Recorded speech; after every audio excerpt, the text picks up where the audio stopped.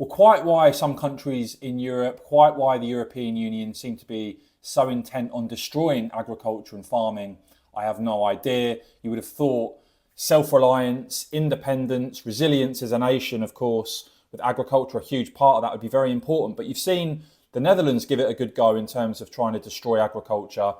Even at one point, to comply with EU rules, it was being talked about the shutdown of farms and even compulsory forced buyouts of farms to cut emissions.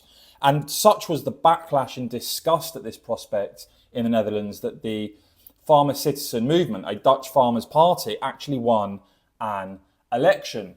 But this is really returning now and being ramped up. Is absolute lunacy that you can see here, for instance, with EU rules. They dictate how much manure is allowed.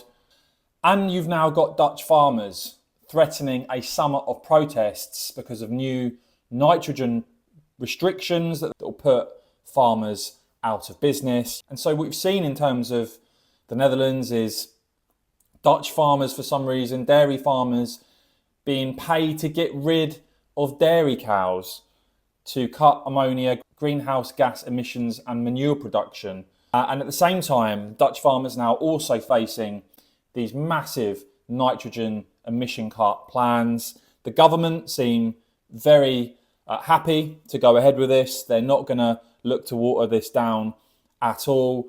And the package basically amounts to farmers to cut ammonia emissions by over 40% by 2035, a limit on the number of cows per hectare, and low nitrogen buffer zones around protected areas as well. So basically for farmers, this means having to change how they work, moving or giving up their businesses. You can even see their compulsory livestock cuts across the board on the cards in the Netherlands if voluntary measures are not taken up.